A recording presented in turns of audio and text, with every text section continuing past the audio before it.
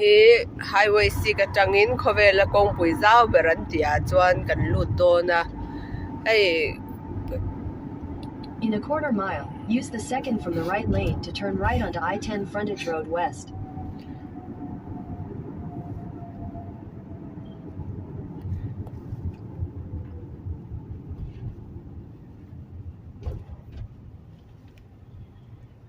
hei kong hnuai anita hei kan la lut lo ta mo hei chu highway si kan ti mi ni a Texas anita a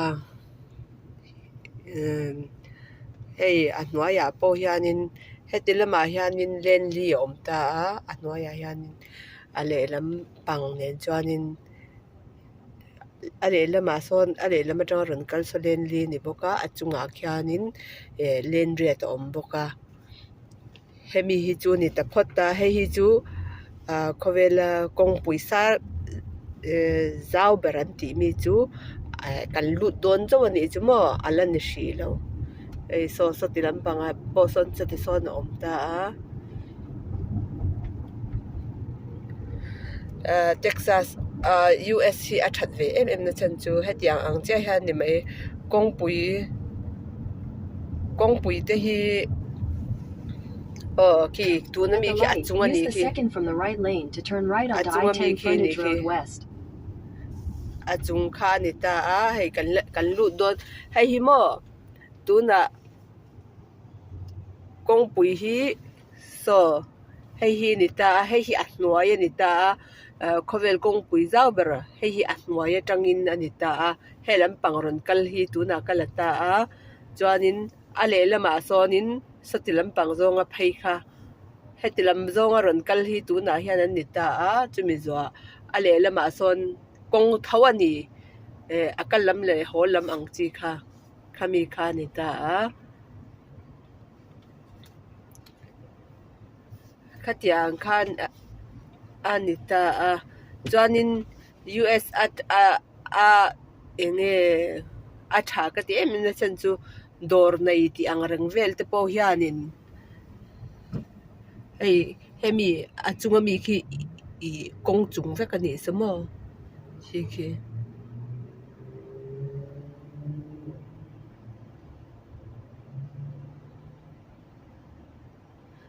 voina hianin kan fate Paul kwa Paul som pani heng ho hi college le career khami kha an school zo huna pawh ni se hei enge khatiang amani inchawm theina tur ang chi khatiang kha tuna hianin an soina kha an nei ta hei a tha ka ti khopa a chan chu kan rama pawh hianin hetiang hianin ti ve ta ila taka tangin hetianga kan lo inbuat sei thiam kha chuanin tui zong vela pawh khanin inbuat sei na hun kha lekha zer tei mak na hun te pawh khan nei don ta ka kha tha ka ti khop nei wa in an ni tang khan chumi mak kan lo inbuat sei ma kha chuanin a hlawh dawn highway chungah lawn lo mai ro hei a chem le tu khi khowela kawngpui zau ber an tih pawh khi ti khop khian a chem ani khi maw hei oi ni hiamin ka taka a tlai tawa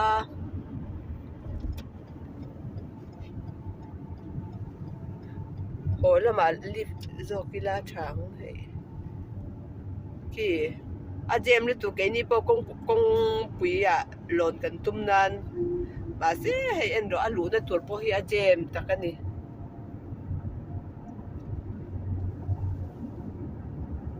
In a quarter mile, use the left. hei ki GBS atang khian muem ai the ni ki mo ki ni ta ma se a chung khe jem lut tuka chu wang chuanin hei a hnuaiah tho khanin kan han kala mo kawng hnuaiah kan han kala hei pawh hi lo jem lut tuk tho ani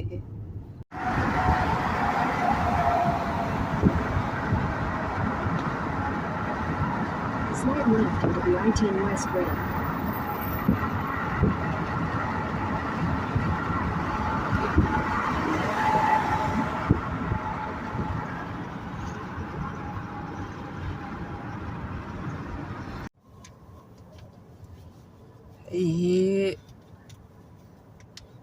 I10 khowela kongzau ber anti mi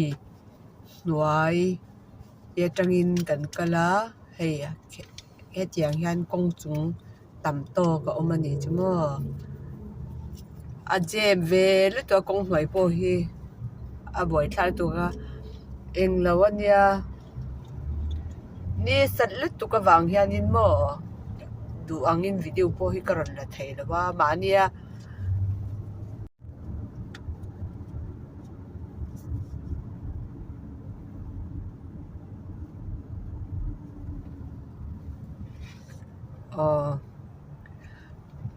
ni satawang hian du angin video hi alak thei lawa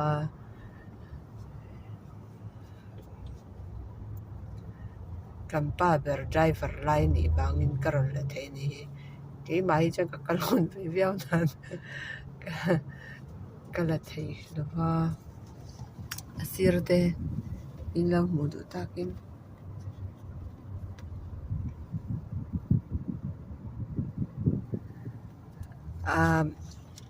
a chung khia jem ni tuka chuwang chuanin englo kan la thei lo ani a chunga kan kal du lo ni chu hei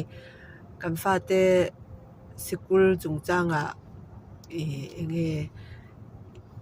computer engineering te khatiang mo an khatiang ho kha thu sei nan nei do na wang khanin mi zani hun sang atanga mi thiam khan ron kal do na hetala ya chuanin Paul kwa tang Paul som pani ho hi enge Paul kwan ni tang khanin an college kaldan tur vel khan soi tran to mo ka wang khanin a thale tuka kalau share ve zel don cheunia an soi dan vel te kalau share ve zel hei hi kong chung ve kan hi ui ni salit tuka ei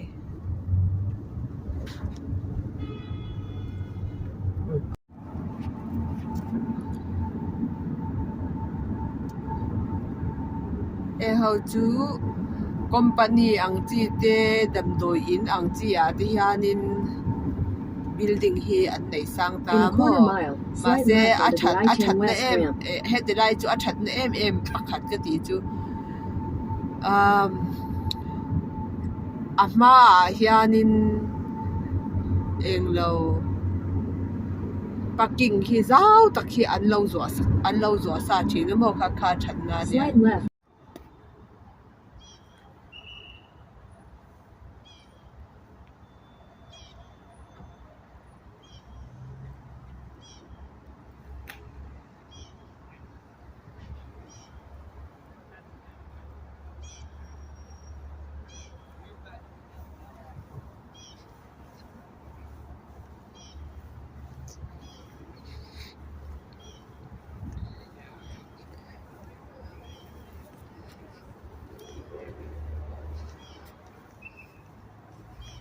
kan fa te sikul meeting a kan kala at oi mien tam to ka oi parking hi dar ka chambe vel kan zong ni a chan chu thil danga ni lawa Paul kwatanga Paul som pani kha ani wang khan oi mi a hung chung poi a za lu tok na un hi kan ho le lampang ania Mithiam Rural University College le University tanga ronkal ho khatia ang Mithiam Rural la thil kan han englo tak tak kha chu abeng war thla ka ma se kan chau lut tu kan e chumo hei thil zo ke chu thil shet la hi ka du thei sia chu wang chuan in chip chiar do thil shet la hi ka du thei bok sa ui ka chau tok thei lo ade tan chau ni lavin kan mi le kan sa te ho ta na tangkai thei tur ka rin ho ta ka zo chau ta ni Texas chawan ni lawa US pumpuya sikul ho kami tanga ron kal ho khan ne ta mo kata khan ma ni tui zong kha azo thei nei chu scholarship te chi sang te kha au ta bo khang ho te bo kha pakhat te in karon tile ron dia tola ui atam le tu ka zani le somli le ti kami paper kha kan la tak taka ka zot bokamo hi tuna kan kalna hi kovel kong pui zau barania kan lam pangkha sale tu ka ma se holam panga kan lang ka tia hei tu angin a eng lo thei chia lo ni hi a chan chu i a thim ve de ubok sia mo zerna lampang le sumlak lu dan lampang ai sumdon na ang chi te ran vul te